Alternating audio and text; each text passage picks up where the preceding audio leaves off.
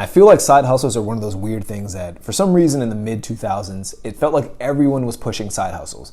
Everyone was promoting you need to have a side hustle. You need to have like some second type of business or some other forms of income. I don't know where this came from, this idea of needing to get a side hustle. Maybe some of it is due to the economy. Some of it's due to just the way the price of everything's increasing, maybe inflation. Or maybe it's just due to YouTube. A lot of people kind of trying to do that whole like entrepreneur lifestyle, trying to flex. Maybe it's like flex culture, and people think that, people might make suggestions that they got to their current level of status by having all these different side hustles and having several streams of income. I've heard that a lot.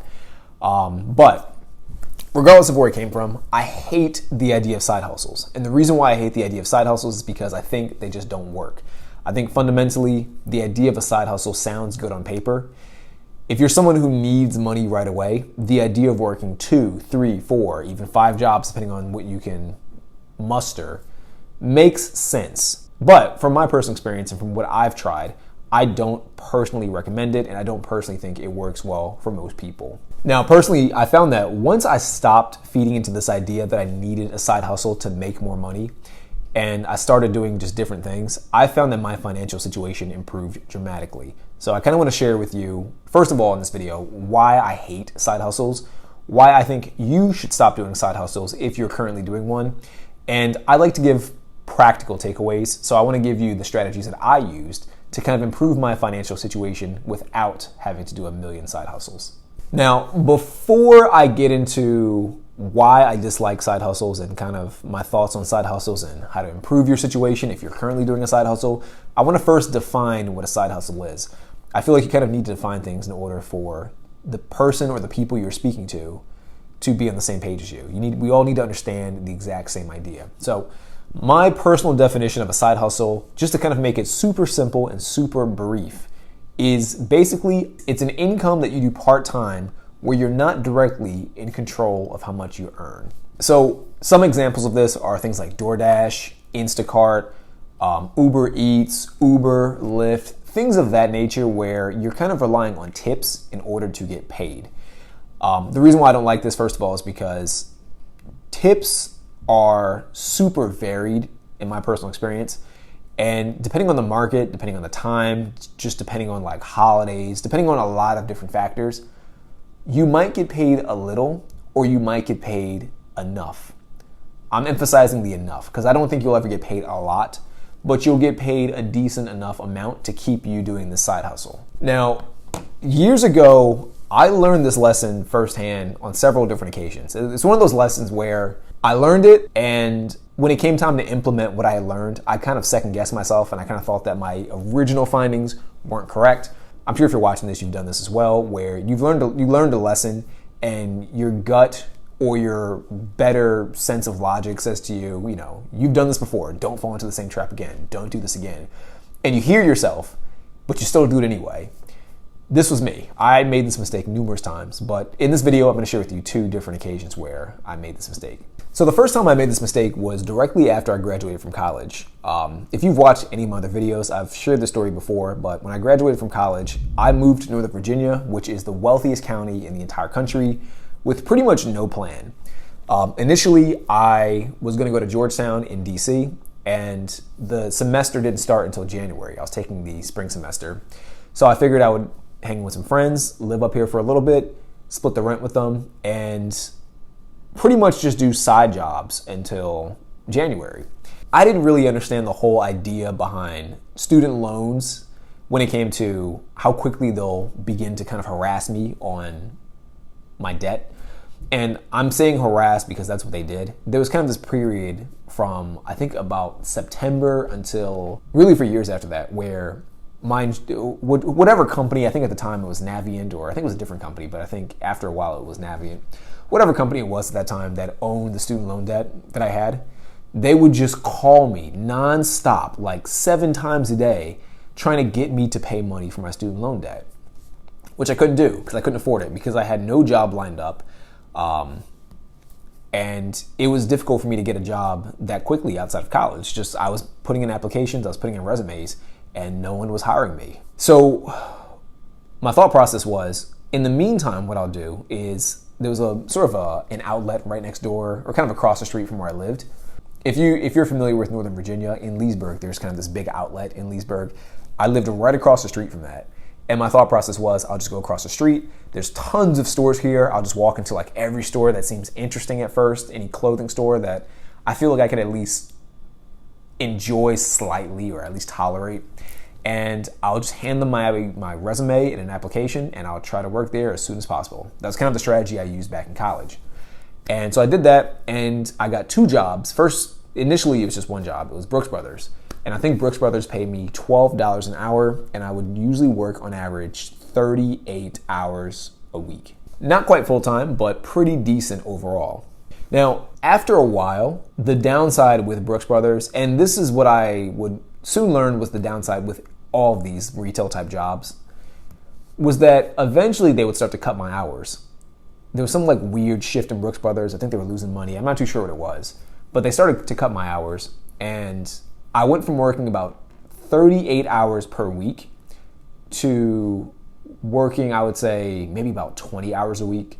Obviously, with 38 hours, I was just scraping by. Like I had enough money to pay rent, and I had a little bit left over for food and utilities. Not enough to pay like my debts, but just like a little bit to kind of play with. But once they dropped it to about 20 hours a week, I had like no money. Immediately I was in debt because I still had credit card debt from college, plus the student loan debt, plus just my rent and everything else I had to pay for.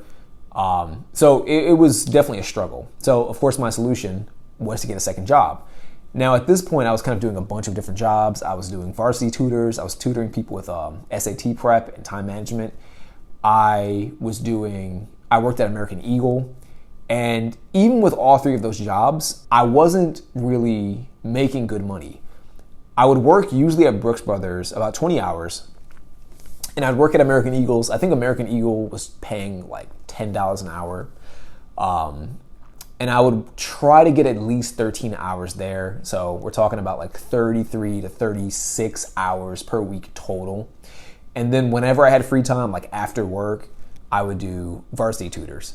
And then even after that, when I had more free time after that, because varsity tutors, if you're not familiar with varsity tutors, pretty much the way it's set up is you can set up your available hours, and people can request to do in-person tutoring, which paid more, or virtual tutoring. So the time management stuff was all virtual, and the SAT prep was in person. So I would go to people's houses, or I'd meet the students at the library and just do tutoring with them.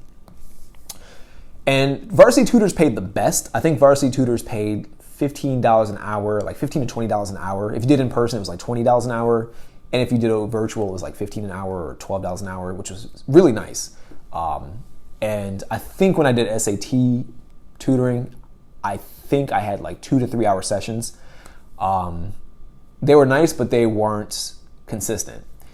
So I still needed more money. So I ended up doing like a bunch of different side hustles, and it was just so difficult because you're trying to like manage your schedule and balance your schedule amongst like 3 different jobs, kind of 4, because if you do like DoorDash and Uber, you're trying to like use your extra time to get gigs or get orders for them. So that was a bit of a challenge. And in the meantime, I was also contemplating getting my real estate license. One of my goals at the time was to become a real estate investor. I figured if I got into real estate and got my license, I would learn about the business and the industry enough to eventually buy real estate. And my thought process was, at the time, that real estate was a pretty easy career, and that really what you did was you unlocked doors and you showed people houses and you got paid. I was completely wrong, but this is what I thought at the time. Now, as you can imagine, when you're doing tutoring, and one more thing too, I also at the time, besides doing the real estate, I'd also started my own fitness apparel store called the Gym Stop. And basically the Gym Stop was drop shipping. I would find retailers in China through AliExpress, and I would set up deals with them where I can post their items on my store, on my Gym Stop store, which I made a website for. And if people bought the items from the store, pretty much it was set up so that way it would directly send an order to the retailer in China, and they would ship the product on my behalf to whoever it was that purchased the item. And it was a pretty good business model. The issue with dropshipping is that it costs money when you really want to scale it because you need to do ads. It's almost impossible to scale it without doing ads. And I didn't have that much money, so I was kind of relying on just SEO and just marketing through Facebook, which, as you can imagine, is a lot of time, a lot of effort, and a lot of headache because you're constantly putting out content and you're trying to make new creative stuff all the time. So as you can imagine, between Brooks Brothers, between American Eagle, between Varsity Tutors, between the Gym Stop, and between just any other side hustle I could pick up at random, I was burnt out, I was super stressed, I was super anxious, and at one point I even had like a panic attack because I was just doing too many things at one time to the point where it was like really taxing my brain. Like when you're doing that much stuff, your brain physically hurts. I'm not talking about a headache either. I've heard people say they have headaches. My brain, like it felt like the inside of my brain was being like jabbed by like needles or like being punched. It hurt so bad to the point where I thought I might have to go to the hospital. But that was kind of my routine at the time. And the downside was that despite all the work I was doing, I wasn't making any more money. I wasn't really gaining any momentum in any specific area. And at the time as well, I was also studying to get my real estate license. So you can imagine between all of those different activities, my brain was just taxed. What I kind of realized, this is in hindsight, is that it's better to do like one or two things at a time and just fail quickly. And what I mean by fail quickly, I'm not saying that you should intentionally try to fail something. But what I am saying is that you should try to do something to as much of an extreme as possible, like learn about something and try to do it as much as possible to the point where you've exhausted as many options as you can and you ultimately fail, but you gain the experience from the failure. What I should have been doing is a lot less, and I was doing too much, and it ultimately led to me not having any really good results. Like I think in hindsight, I would have been a lot less stressed had I really taken the Varsity Tutors a lot more seriously and really tried to get my real estate license a lot faster. Because what I could have done is with Varsity Tutor, I could have had enough of an income to be able to pay my rent, have money left over, and free up more time so I wouldn't have to work at Brooks Brothers as much, especially because they were cutting my hours. I would have been able to pretty much either quit or just proactively cut my hours even further to the point where Varsity Tutors could have been my main income. And then if it was my main income, since it was either in person, which was flexible, or because it was remote, I could have used the extra time I would have had to focus on getting my real estate license. And then once I got the real estate license, I would have been able to dive into that business and earn more money faster. So I guess ultimately what I'm saying is that if you're trying to increase your income, a lot of people think that the best strategy is to do more work, when in reality, the best strategy is to find a more higher leverage opportunity. And typically, the way you do this is by just doing less. Do one or two things that will give you more money or increase your income. And I'm kind of getting ahead of myself, but to me, that's the best strategy. So that's the first time I learned this lesson. Now, the second time I learned this lesson was after I started a company called Affinity. Long story short with Affinity, at one point I was working at a law firm and a business partner myself, we started this company called Affinity.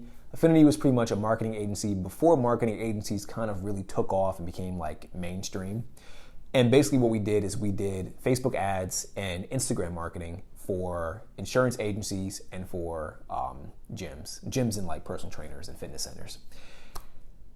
We were doing great for a bit to the point where we both quit our jobs. And that in itself was a bit of a mistake, but we'll save that for a different video. The issue is that while we were doing Affinity, me and my business partner kind of had a split. It was an amicable split. There was no hard feelings or any grievances between us. Really, the issue was that my business partner was moving to Texas. I think him and his girlfriend were moving. They're moving to Texas. And he just didn't want any part of the business anymore. He didn't want to kind of do the cold calling and all the follow-ups and stuff that we were doing at the time to get clients. And I was totally cool with it. In my mind, I figured I can just get more software and technology to kind of replace his role and do it on my own. And eventually my thought process was, once I get enough money in, I can hire people and make up the difference, so to speak. Now the issue is that once he left, I hadn't really factored in how much work it would be to do both of our tasks and try to maintain the client work that we already had. And at the time, this was like my only job. I wasn't making money from any other source. This was the only thing I was doing. And after a few months, I was just losing money. I was not making any money. The clients that we had just weren't paying. We weren't getting results for them. So I was scared because I thought to myself, man, if I keep this up, I might lose so much money that I might like get evicted. I might lose like the amount of like the money to pay rent. And so what I started doing, like at this point I was tapping into my savings. I had multiple credit cards and I was like maxing out all of my credit cards on just different softwares, ClickFunnels, different like SEO tools, follow-up tools, tools to schedule content, just doing too much. And to offset my losses, my thought process was I'm gonna go do some side hustles. So I did postmarks. Pretty much what I would do is I'd schedule stuff I still recommend people do, at least when it comes to time management. But I just did the time management a little bit inefficiently when it came to what I was doing. But I would wake up in the morning and I would focus heavily on like any sales calls that I had that day to kind of close people. I would send out follow-up emails and I would send out cold emails. That was kind of our main strategy. It was cold emails and cold DMs. And I would do that until about 2 p.m.-ish. And then from about 3 p.m. until 7, 8 p.m., I would do DoorDash, Postmarks, and Instacart. And I would have all three apps on at the exact same time. I'd have my availability set for all three. And whenever a job came in, I would do it. And at the time, I didn't have a great car, so I was kind of nervous that my car would break down, but you know, I didn't really have a choice. And I would go to Arlington. My thought process was Arlington's a wealthier area, so more people would be willing to do DoorDash and hopefully pay bigger tips. That was my thought process. Arlington and the DC area. I did this for about 2 months.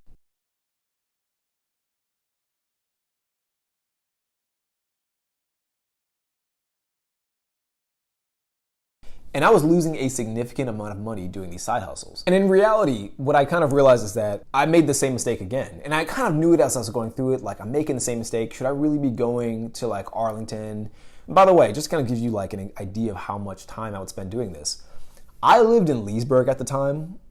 If you're not familiar with Northern Virginia, that's fine. I lived in Leesburg. From Leesburg to Northern Virginia, just to park my car and cross my fingers and hope I got orders, that would be about a 45-minute trip. Now, I was there pretty much until nighttime. I think on average, I'd get about 4 or 5 orders on average. If I did Instacart would usually take me about an hour or so, maybe an hour, hour and a half, because you have to go to the grocery store they request. Depending on the grocery store, sometimes if it's like Wegmans, they might package it for you. If it's places like Target, you have to go shop yourself. So that might be another half an hour, 45 minutes, an hour. And then once you finish shopping, you have to deliver it, of course. Package it up, put it in bags, put it in your car, and then deliver it. And usually the payoff wasn't that great. I know like usually the tips were probably like $10, $8, $7, depending on the order. I think the highest tip I got from Instacart was probably like $30. And I think from DoorDash and Uber Eats and Postmarks, I'm just gonna combine them all together. I think the biggest tip I ever got was like $20, and I think it was an accident because I didn't get that much for the person. I think I got them like a $10 order and they tipped me like $20. I'm sure they may have just clicked the wrong button on their app. But as you can imagine, in a day I was probably making like $60. $60, you do that 5 days a week, 7 days a week, you're not making that much money. Like, it might sound like a lot on paper, but when you think about it, the time I'm spending to go get the money would have been better spent just working on the business more. Like really just focusing on doing more activity that could lead to more leads, which could lead to more sales, which could lead to more revenue, which could lead to more profit. That was the better strategy, but I wasn't thinking at the time, because when you're losing money, you kind of get into panic mode and you're looking just to get money in, but you're not thinking of if the time used to get the money in is actually time well spent, and if the money that you get in is even worth the money. Like if you really factored it, if I'm making about $60 per day, but I'm working 6 hours in that time span to make that $60, then I'm making about $10 per hour. But it's kind of not worth it too, because you're also spending money on gas. At least for these particular types of side hustles, you're spending money on gas, and it's not consistent. Like some days it's a lot more, some days it's a lot less. And some days you don't get many orders. I've had days where I didn't get many orders at all. I had like 2 orders, so I made like $20 after 6 hours. So it's super unsteady, it's super unpredictable, not really worth it in the grand scheme of things. So I see people do that a lot where they're doing all these side hustles and they think they're making good decisions because they're making money. Like money's coming in, but it's not good quality money. It's not money that will really change your life or make any significant impact on your finances or your situation. In reality, what I think people should do is kind of just double down on things that work well. In my first scenario, like I mentioned, what I should have done was double down on getting my real estate license and double down on varsity tutors, which paid the most money. In my second story that I shared, what I should have done was just double down on, one, actually cutting out a lot of the softwares that was taking up money. Two, doubling down on more activities that could have brought in more clients to make me more money. Now, I want to share with you some strategies that you can use, or at least that I recommend based on what I've done, to kind of get out of a bad situation. If you're someone who does do side hustles because you really think you need the money and because you think it's the best solution for you. First thing, increase the amount of money that you make at your current job. And this sounds like common sense, but a lot of people won't do this, myself included. If you're working at a job now, rather than try to take on 2 or 3 or 4 jobs, one, if your hours are short, try to get more hours at your current job. You might need to do more work to get those hours.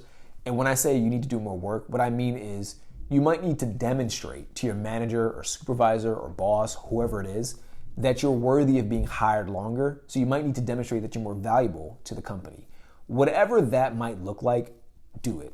If you need to come in earlier and show that you're willing to make more sales in your retail job or in your personal job or whatever it is you're doing, then do it. If you need to learn something new, get a new skill, then do it. But focus on getting a raise at your current job. That'd be my first strategy. A lot of people, I think in the modern era, say that you need to be an entrepreneur or you need to have side hustles. I disagree with that fundamentally. I do not think you need to do those things. I think having a job, having a full-time job is a perfectly fine long-term option that's super safe and, to be honest, just predictable. Safe and predictability is underrated. And I'm saying this as an entrepreneur myself. So do that first. Try to get a raise at your current job. Ask your boss what you can do to become more valuable. Or if you already know what to do, then just do it. And then show your boss that you've done certain things. If you're at a company where, I did this actually at a job I worked at recently, a lot of the employees weren't doing much work. And I wanted to make the company more money. So I started doing like these social media campaigns. I'd come up with all these ideas. I'd implement the ideas first and then get a result from the ideas. And then when the ideas generated results, I'd take them to the boss and be like, hey, look, I just got results for this idea that I had. And then after you do that like 3, 4, 5 times consistently and show that you're always the person willing to come up with ideas and always willing to come up with solutions to whatever problems that the company has, it makes it that much easier to go to your boss and say, hey, I've done this, this, this, and this, and I'd love to do this more in the future. Would you be willing to give me a raise? Most people, I think most bosses will give you that raise, assuming the company's not in like dire straits or assuming you didn't just start working there like a month ago. That's what I recommend. That's my first solution. Second solution, invest in a career change. This is kind of like the first story I mentioned when I was trying to get into real estate. If you're working at a job now and you feel like you need more money, take all the time that you would do a side hustle and just learn a new skill. Get a new certificate if that's what's required. Just whatever you can do to get a new job, I would do that. If it's a certificate, take the classes to get the certificate. If it's a skill, take the classes to get the skill. Read the books to get the skill. Find the mentors to get that skill. Whatever it takes to get that skill that'll get you a promotion or get you to like that next level, then do it. That's my recommendation. I know there are plenty of careers. I know actually a few years ago, I found out that there's something called like project managers and scrum masters where you can learn how to do these things in like really like a month or two, get like an online certificate, take a course, and be qualified to get a new job as a scrum master or project manager or something along those lines. And they're not super difficult jobs. Some are even remote. I got my Scrum Master's like certificate a while back. It's not that difficult. It doesn't require that much effort. As long as you're willing to study and put in the hours, you can do it. And they're not super expensive, which is the main thing. They're not super expensive. But the upside is that once you invest that time into it and once you learn how to get once you get those skills and learn how to do those types of jobs, those jobs can pay you more than what you would have made with your side hustles. I mentioned earlier, I was working about 6 hours, making $60 a day, which is $10 an hour. Rather than make $10 an hour, I could be investing that time I should have been investing that time into learning new skills. If I had learned new skills, I could get a job as a scrum master or something else that might pay $20 an hour, $25 an hour, $30 an hour. It's a much better jump in income for a lot less effort. This is the final suggestion, and this is a big one. Don't build a side hustle, build a business. Whenever I look at the richest, wealthiest people in the world, they all have pretty much one thing in common. They have a business. I mentioned earlier that a side hustle is something that you're working on that's not within your control. A business is within your control. If you have a business, you can, if you're good enough, understand where your leads or where your clients or where your sales are coming from. You can tweak those variables so that way you can get more clients, or you can work less, or you can make more money, or you can do things more remote. The point that I'm making is that the variables are within your control. When you work at DoorDash, you're not in control because your tips could be one way one week because DoorDash has certain policies, and then tomorrow DoorDash can change their policies, which could cut into your tips or could cut into the amount of opportunities in your area. So you might do less dashes, or you might have less opportunities to pick up food. Does that make sense? Business is a very long-term thing because not everyone will be successful. And personally, I think most people will probably take at least 5 to 10 years to build anything in their business anyway, from my personal experience. You probably won't see money pretty quickly in your business, but I think the best long-term strategy, if you're trying to increase your income, is to build a business. And the beauty, personally, in my personal opinion, the beauty of it is that nowadays you don't need capital. You don't need money to start a business. You can be that guy that just posts content on social media. I have friends who have photography businesses. What's that? A photography business. It's just a camera, it's a skill, and it's a bit of marketing. You tell people that you can take photos for them if you know people who are in real estate, or if you know people who are getting married, whatever. And you have a camera. Cameras are relatively inexpensive, $200, $300. The camera I'm using right now is like $800. But you don't have to start with that. I've seen people take photos with their iPhone, with a nice iPhone, and there are great photos that rival this kind of camera. So the point that I'm making is that it doesn't need to be expensive, but if you just invest the time into doing these things, it could lead to an increase in income that's far better than anything you'd ever get by doing a side hustle.